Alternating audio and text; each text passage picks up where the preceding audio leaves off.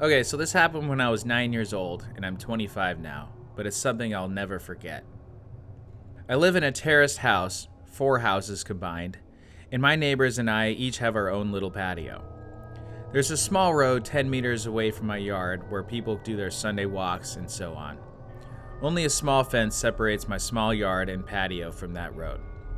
I live in a pretty crowded area with several of those terraced houses spread around my neighborhood, so seeing people walking around that road is pretty normal to me.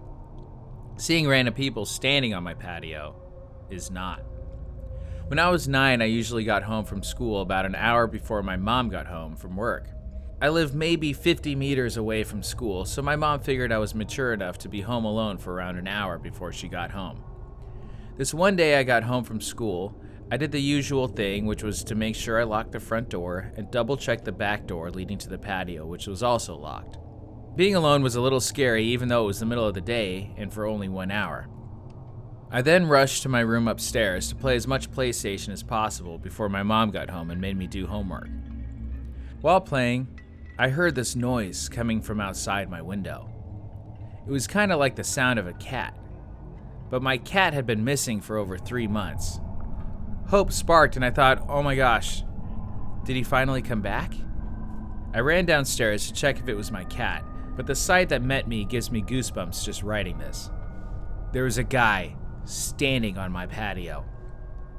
A tall guy with black hair covering half of his eyes, making him look like the male version of the Ring Woman or something. I could hear him making high-pitched sounds, almost like a cat meowing. A brown liquid was running down from his mouth, and I could see him spitting out my dad's stomped cigarettes. He was actually eating from the ashtray. I was frozen observing this, eventually snapped out of it and screamed so loud that the man must have heard it. He didn't react, he just kept on eating from the ashtray. I ran upstairs to my room, locked the door, and called my mom, who then called the cops. I've never been more terrified in my life. Laying in bed under my sheets, shivering with fear, as I hear these creepy, high-pitched noises from the guy eating cigarette stomps from the ashtray on my patio. I kinda blacked out for the moment. The last thing I remember is the police arriving on the road by my yard. I hear them talking to the guy, saying stuff like, "What are you doing? Get over here, we will come down and arrest you," and so on. He didn't respond, but the high-pitched sounds was more frequent and louder. I decided to look through the window, feeling safe now that the cops were there. I could see 2 police officers standing by my fence, 1 man and a woman. I did not see the creepy man, however, because he was standing directly 1 story under me, and that blocked my field of view. The police jumped the fence, and I remember hearing the creepy guy screaming louder than anything I've ever heard before. He charged the female police officer with full force, and he fucking knocked her out cold. The male officer then immediately tased the guy, leaving him shaking on the ground, screaming still. The policeman struggled to keep him on the ground while putting handcuffs on him, but eventually made it. After a while, he managed to wake up the female police officer, who seemed to be badly hurt. He called for backup and an ambulance, and then he sees me standing in the window above him.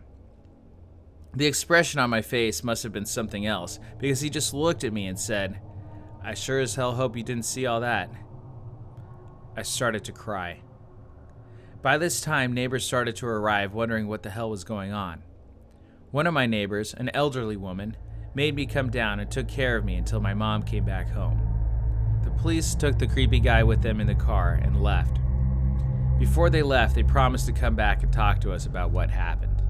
This is where the story takes an unexpected turn.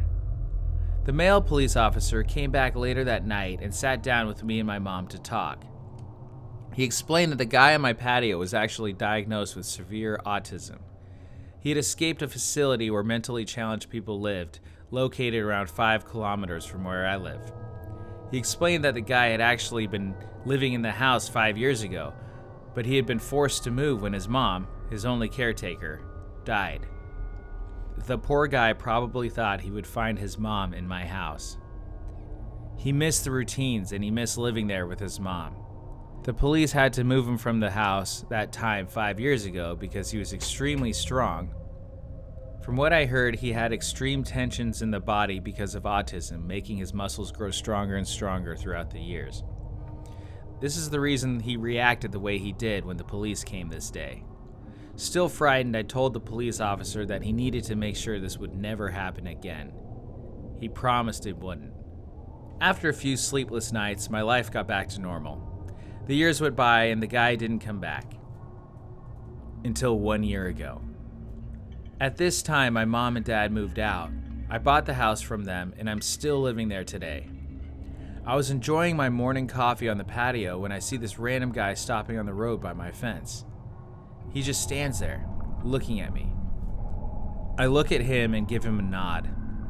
And then I hear the high-pitched noises. Holy shit, it's him. His hair had turned gray, but the high-pitched sounds made me realize. My heart started racing and I instantly remembered the reason why he was back. I realized that he must have managed to escape again. Because I kept my cool a bit longer than when I was 9, I started to realize how sorry I felt for the guy. 16 years later, he was back to look for his mom. I decided to carefully ask him if he wanted to come down to the patio. He instantly jumped the fence. I started to think he would knock me out like he did the police officer, but he didn't. He looked at me and smiled. I offered him to sit down. He didn't respond.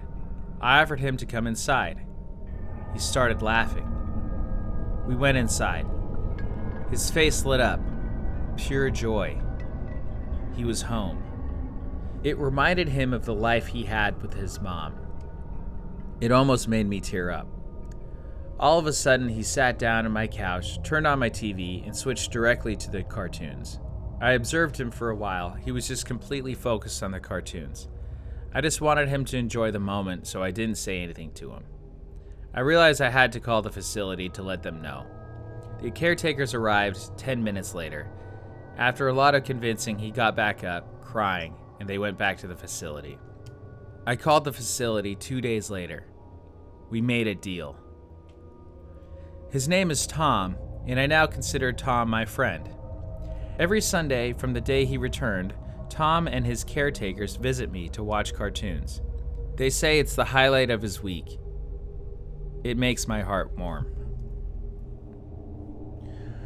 What are your thoughts on the story? Leave that in the comments below. Remember to like and subscribe. Thank you, and good night.